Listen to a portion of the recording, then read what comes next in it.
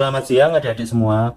Kali ini saya bantu PR akan membahas soal-soal tentang fisika yaitu bab dinamika partikel. Langsung saja ke soalnya. Besar tegangan tali T pada gambar di bawah ketika sistem bergerak adalah, perhatikan gambar ini. Di sini ada dua buah benda bermassa M1 dan M2, yang mana M1-nya itu 2 kg, M1-nya 1 kg dan percepatan gravitasinya 10 meter per sekon kuadrat. Diletakkan pada bidang miring licin seperti pada gambar dengan sudut kemiringan 53 derajat. Yang ditanya adalah T. Untuk mengerjakan soal ini, pertama kita harus mencari percepatan sistem. Untuk mencari percepatan sistem, langkah pertama kita gambar gaya-gaya yang bekerja pada sistem ini. Pada benda M1, maka dia akan ada gaya berat W1 yang arahnya ke bawah. Begitu juga pada M2 ada gaya W2. Karena M2 ini membentuk bidang miring, kalau dijabarkan secara vektor, di sini akan ada W2 sin 53. Kemudian di sini ada gaya normal juga. Gaya normal ini adalah gaya yang tegak lurus dengan bidang. Kemudian di sini secara vektor ada juga W cos 53. Terus pada tali juga ada tegangan tali T. Demikian juga tali di sebelah sini.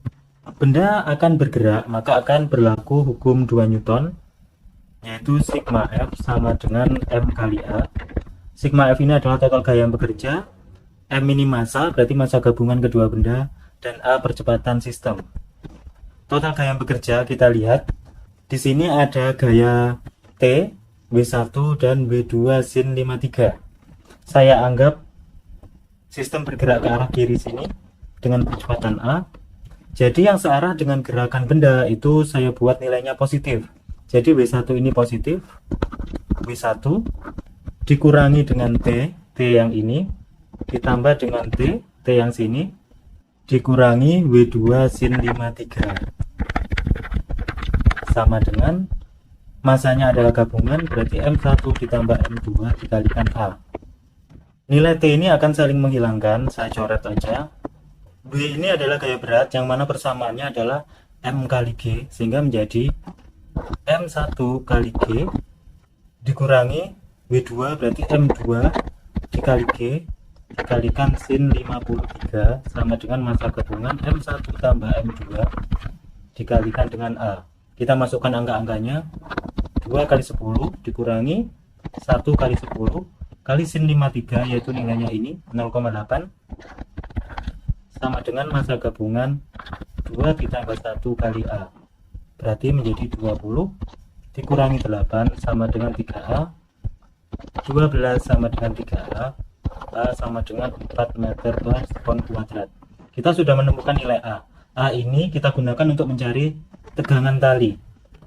Untuk mencari tegangan tali, kita bisa lihat dari salah satu sisi. Bisa dari sisi M1 maupun sisi M2.